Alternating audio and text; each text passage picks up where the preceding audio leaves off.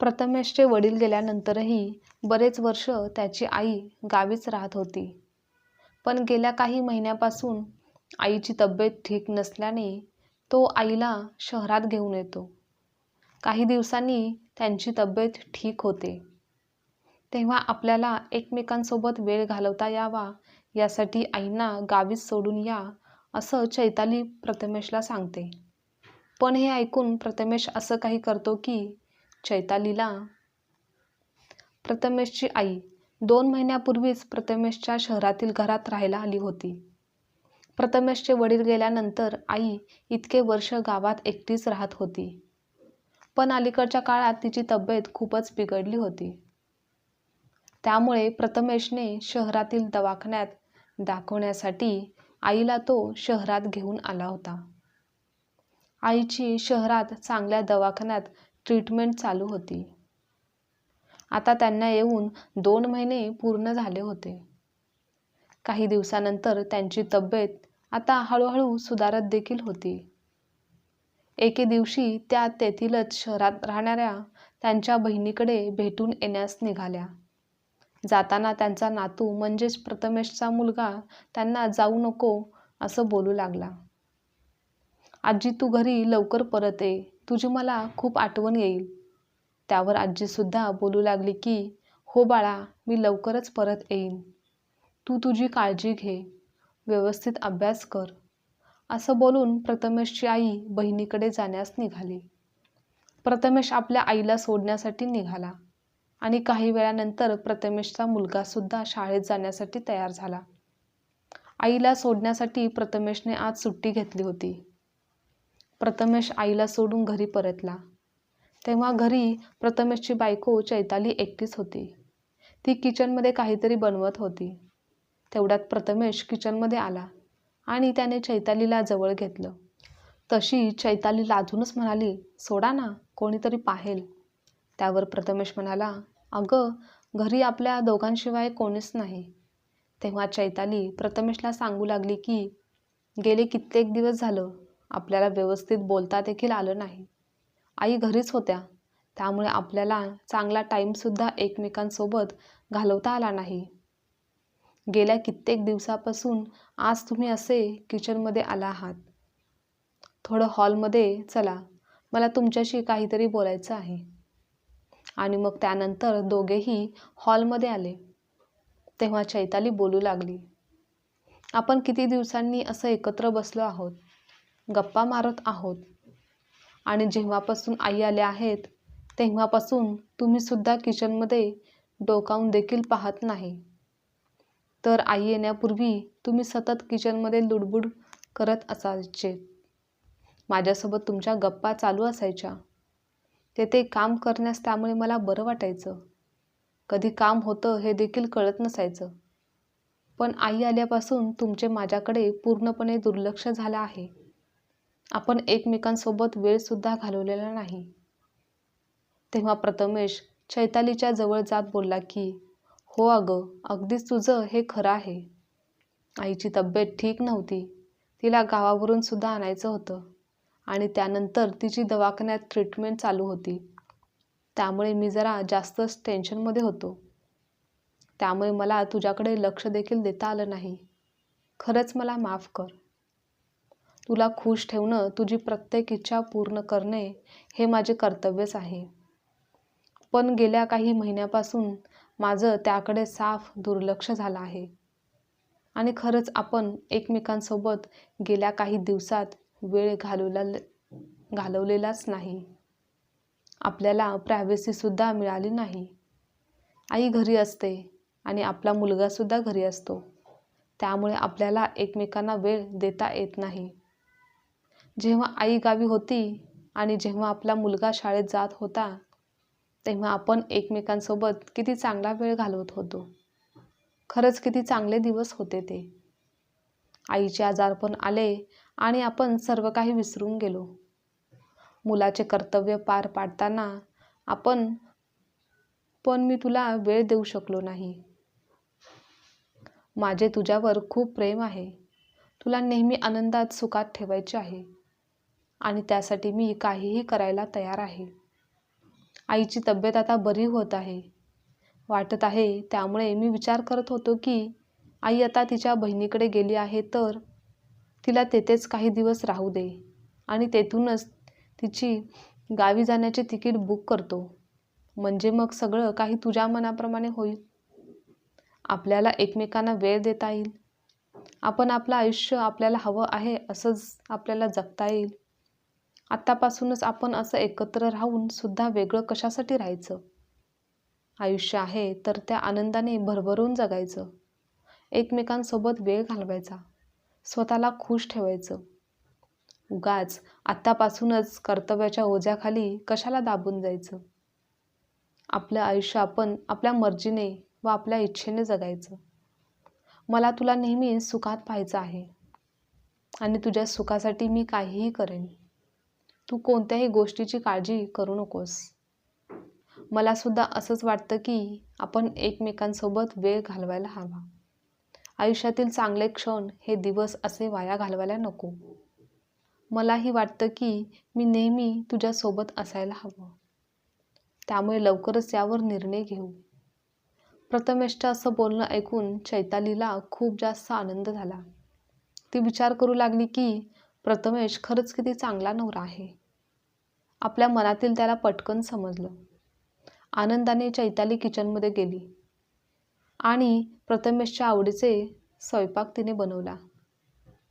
रात्री तिघांनी एकत्र जेवण केलं. दुसऱ्या दिवशी प्रथमेश ऑफिसला गेला.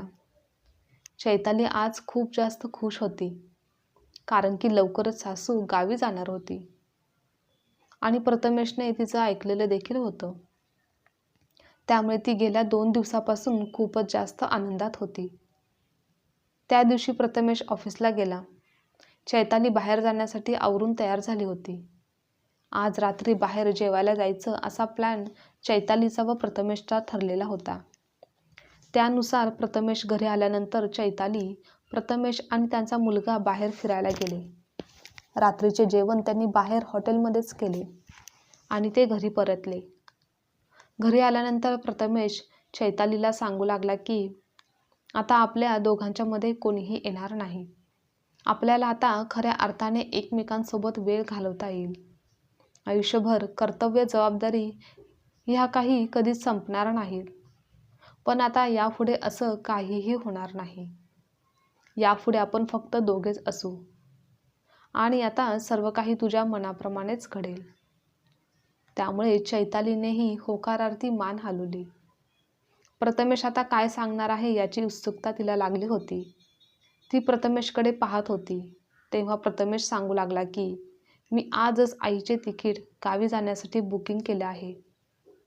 आईला फोनसुद्धा केला होता. तिथे ती काही दिवस मावशीकडे राहील आणि तेथूनच गावी जाईल, कारण मी तिचे तिकीट तेथूनच काढलेले आहे.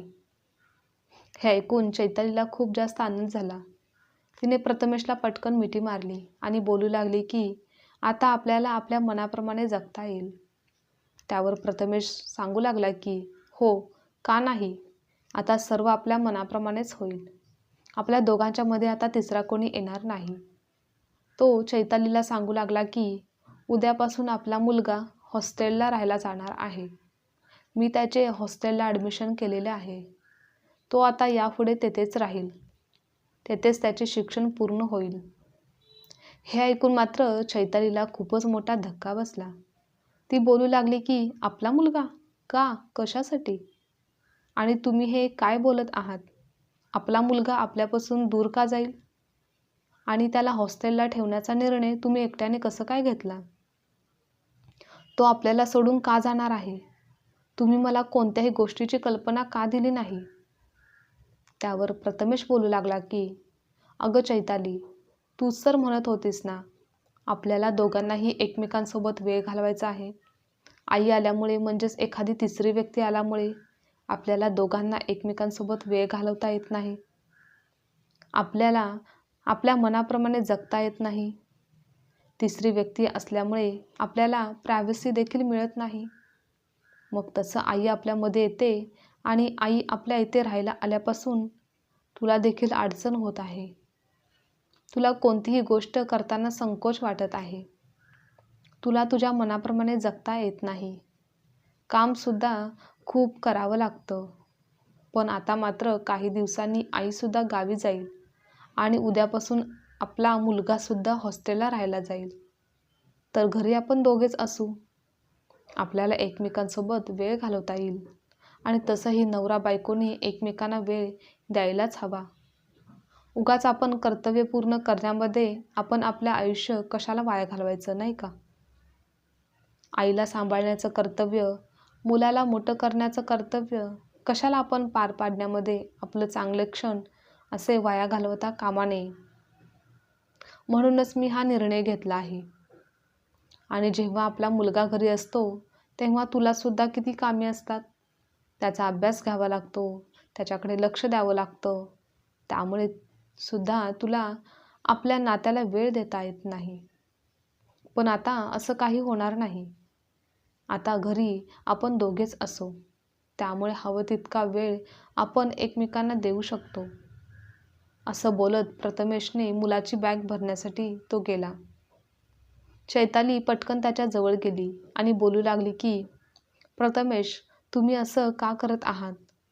तुमच्या आईची गोष्ट वेगळी आहे. त्या गावी गेल्या तरी काही हरकत नाही. पण आपला मुलगा माझ्या काळजाचा तुकडा आहे. त्याला तुम्ही माझ्यापासून का लांब करत आहात? त्याच्याशिवाय मी कसं काय आयुष्य जगू? मला त्याच्यापासून लांब जायचं नाही. त्यावर प्रथमेश बोलू लागला, अगं, तुझीच तर अशी इच्छा होती ना की आपल्या दोघांच्यामध्ये कोणीही यायला नको. म्हणजे आपल्याला एकमेकांसोबत वेळ घालवता येईल. आणि आता तर मी तेच करत आहे. आपण आता घरात दोघेच आहोत. त्यामुळे सर्व काही तुझ्या मनाप्रमाणे होईल.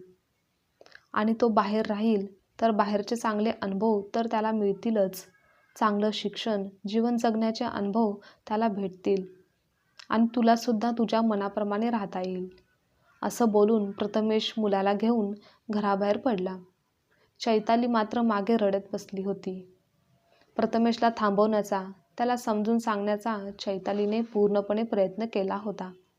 पण प्रथमेशने मात्र काहीच चैतालीचे ऐकले नाही. तर तो मुलाला घेऊन घराबाहेर पडला.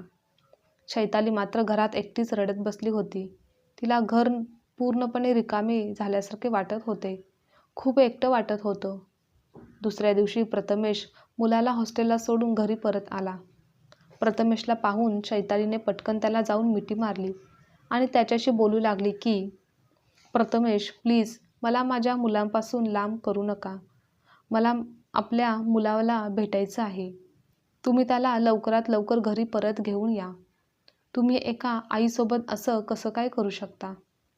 मला माझ्या मुलापासून लांब ठेवू नका. त्यावर प्रथमेश बोलू लागला, पण तू सुद्धा एका आईसोबत तेच केलं आहेस. एका आईला त्याच्या मुलापासून लांब करत आहेस. तुला जसं हवं आहे तसंच मी आज केलं आहे. त्यामुळे यापुढे आई गावी राहील व मुलगा हॉस्टेलला राहील. तेव्हा चैताली मोठ्याने रडू लागली आणि विनंती करू लागली, कृपया करून मला माझ्या मुलापासून लांब करू नका. तेव्हा चैतालीची अवस्था पाहून प्रथमेशला सुद्धा राहवलं नाही.